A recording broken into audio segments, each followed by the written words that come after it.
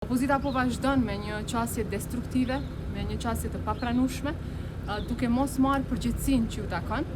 Është përgjegjësi e gjithë deputetëve të Kuvendit të Republikës së Kosovës, pra që të votojnë për, kundër ose të abstenojnë, dhe është përgjegjësi e tyre që të konstituojnë Kuvendin e Republikës së Kosovës. Siç e ka thënë edhe kryeministri Kurti dje në mbledhjen e Këshillit të Përgjithshëm të Lëvizjes tonë, kryetari dhe nënkryetarët zgjedhen nga deputetët e Kuvendit dhe është në të njëjtin paragraf, pra në të njëjtin nen.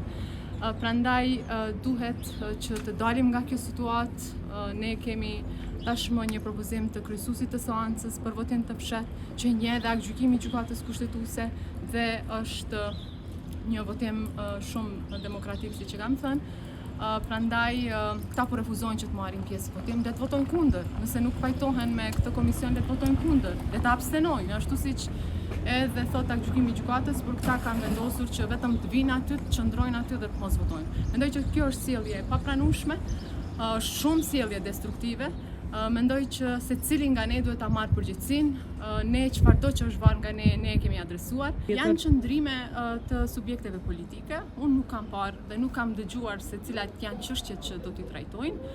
Për mua çka është shqetësuese dhe për vetëvendosje në përgjithësi është që nuk po zbatohet aktgjykimi i gjykatës kushtetuese.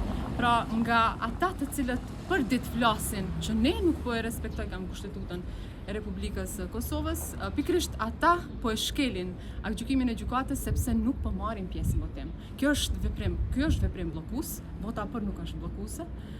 Prandaj urojmë që të reflektojnë sepse kjo sjellje është e papranueshme.